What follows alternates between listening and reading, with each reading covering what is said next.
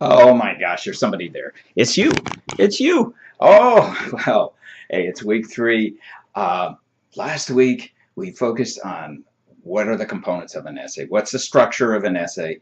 Where does the thesis typically go? How does academic writing work? A lot of really heavyweight subjects. And, before I start all the rest of this, I've got to make a point about that whole situation. So we're kind of used to looking at learning as something that we do for the moment, in some cases anyway, and then just throw it away. Put it in the trash bag. Okay, I'm done with that. I took the test on that. The structure of the essay, and I read the chapters I was supposed to read in these books, and maybe even studied them, and now I'm done. I throw that away. Man, I'm done with that. Well, there's another way of looking at that. I have skills that I'm going to use. I'm going to retain those skills. I'm going to use those skills. I'm going to keep them. And I'm going to put them into effect, even if it's later. Now, I have to stress that because it takes time to put the structure, the foundation, the basics in place. So I'm going to use them later. And you are going to, I hope, use them later. Big time. So why not just, and there's too much up here, and I realize that. This is partly to keep me on track. But why not just jump into the meat of the course? Let's jump into reading the stories. Let's jump into writing the essays. It's kind of like, swimming lessons by throwing the kid in the pool. And, okay, maybe it works out. He doesn't drown, or she doesn't drown. Maybe it doesn't. I think there's another way of doing this. So I want to do this way.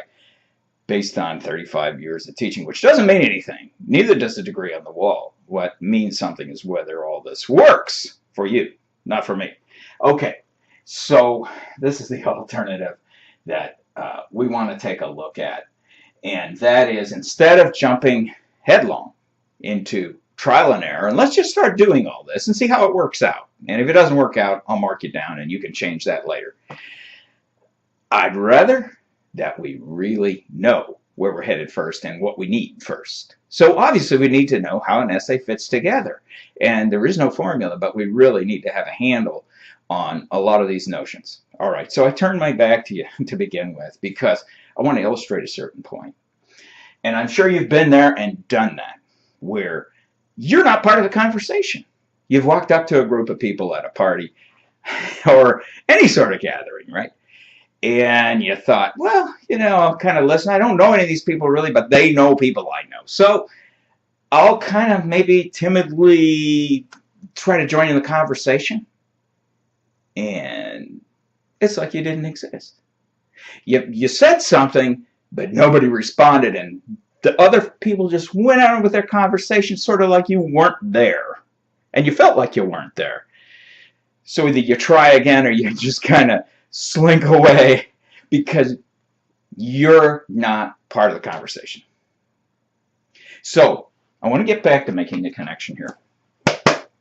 Remember this? Maybe not exciting reading, but oh my goodness. You want to understand academic writing. You want to understand how to fit into that conversation. That's the deal. That's a good deal. That's a good way to do it. Because a conversation is about a number of ideas that are not mine, not yours.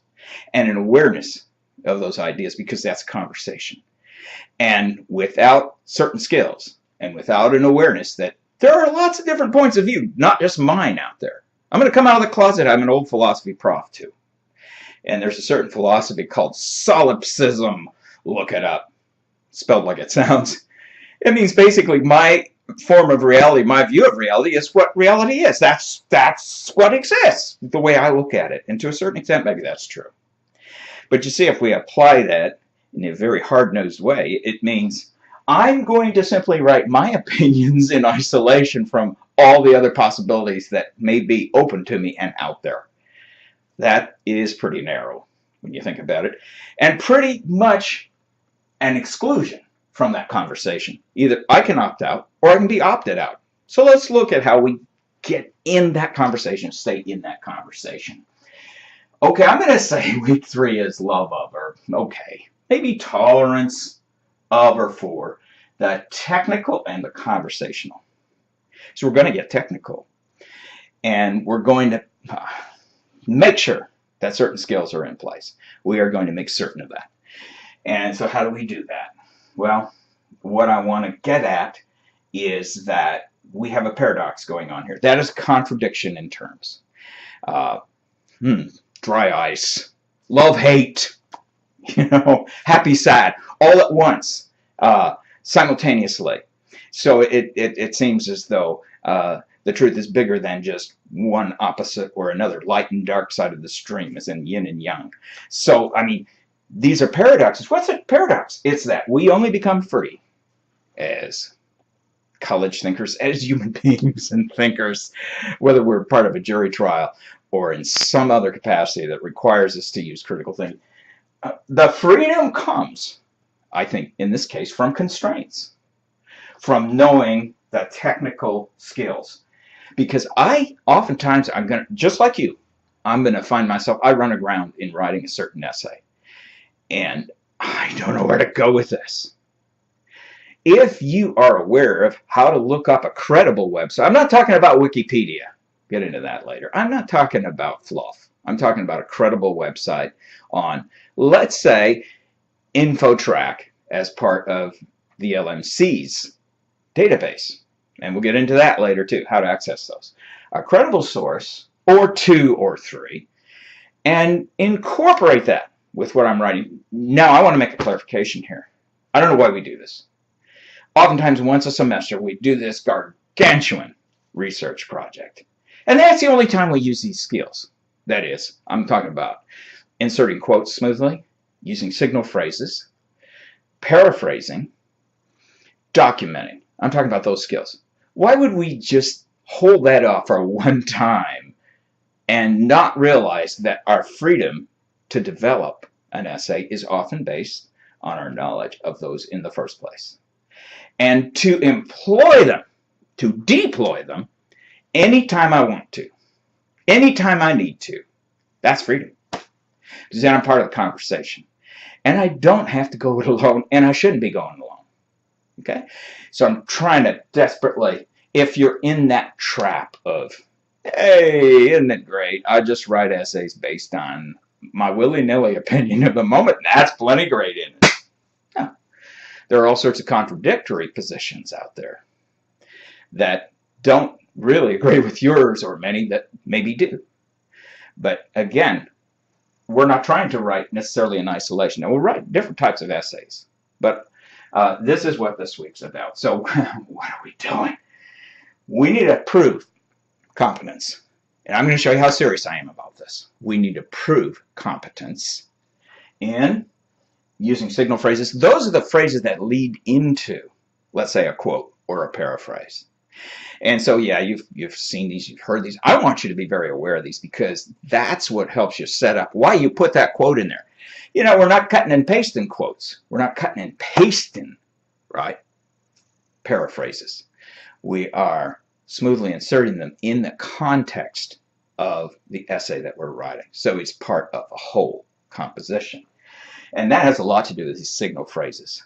According to Professor Wise, expert in the world-famous study of phlebotomy, and then we have our quote, and then we have our signal phrase, and probably a follow-up sentence, at least, in which we indicate, agreement or disagreement with that quote, or how it fits into the essay. And we're not talking about in my opinions and I believes and I really feels.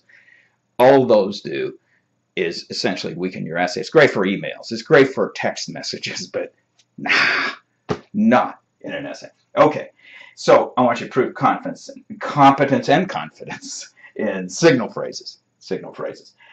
In using quotes and inserting them smoothly using those signal phrases, especially in paraphrasing. Now, I want to hit this one hard.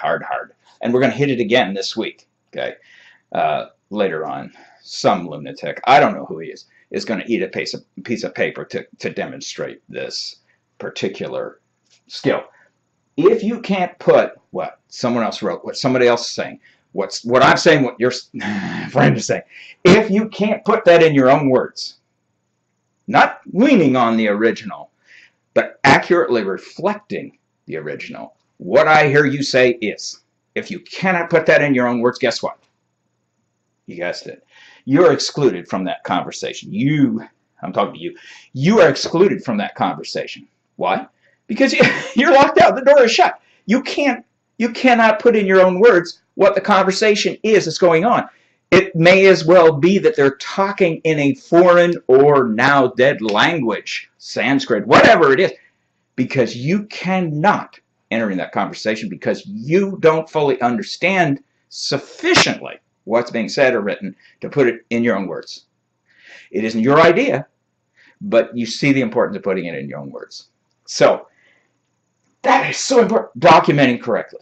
Legally, I'm giving credit for what I borrowed. Whether I put it in my own words or not, I'm giving credit. Now I will push, pull, drag, and then other light a fire to try to drag, maybe not drag, but help you through this. Okay? How serious? It's way down here. Boy, you can't even see it. It's way down here. Serious enough that, are you there? We're going to have a 100-point exam following this. And it may not be until later on into next week, but we're asynchronous, meaning we can back up certain assignments even though we may have started the new week. I want you to know that. Okay. Final word? Final word. Final word. We're going to go Tuesday to Tuesday from now on. With your blessing, I hope. Because Monday to Monday's drive me crazy. Sundays drive me crazy. Go Tuesday to Tuesday. Again, I'm always going to be flexible in terms of trying to give you enough time to do what you're doing. Okay. Down the road, I will make it over to Porterville, the fair city of Porterville. Host you to a pizza party. I always do this during a noon hour. And then stay on into the afternoon to try to meet you and to answer your questions and also listen to you to see if I need to hear, I do need to hear you, but listen to you in terms of should I be doing this way or that way? Would that help? What would help? So I'll ask you point blank. And you know what? I'm going to listen to you and try to implement what you tell me. That's right. Okay. Well, that's more than enough for now.